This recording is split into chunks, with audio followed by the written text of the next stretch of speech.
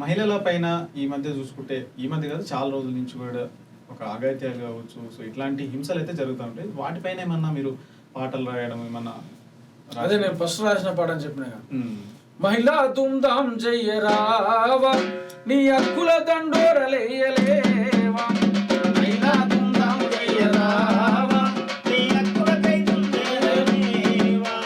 తిరుగుబాటు గడ్డ అయిన తెలంగాణ గడ్డలోన సమ్మక్క సారక్క చాకలి ఐలమ్మ తిరుగుబాటు జెండలెత్తు చెంగు సైర నూదినట్టు మహిళా దుమ్దాము చెయ్యరా నీ అక్కుల దండోరలేయలేవా మహిళా దుమ్దాము చెయ్యరావా నీ అక్కుల దండోరలేయలేవా దేవ ముసుగు కప్పుకొని మాయ మాటలు చెప్పి తడిగుడ్డత మన గొంతులు కోసుకుంటా పోతుంటే కోరికలు తీరినాక నిలివెత్తు ప్రాణాలను నట్టనడి బజారులో గాలిలోన గలుపుతుంటే ఆడ సింహాలై గర్జించి దండోరా వెయ్యలేవ మహిళా దుమ్దాము చెయ్యరావా నీ అక్కుల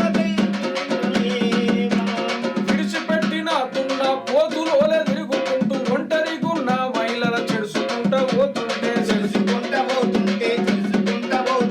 కోరికలు అరే కళ్ళకు మదమెక్కి పసి బిడ్డ అని చూడకుండా పాడు చెయ్య చూస్తుంటే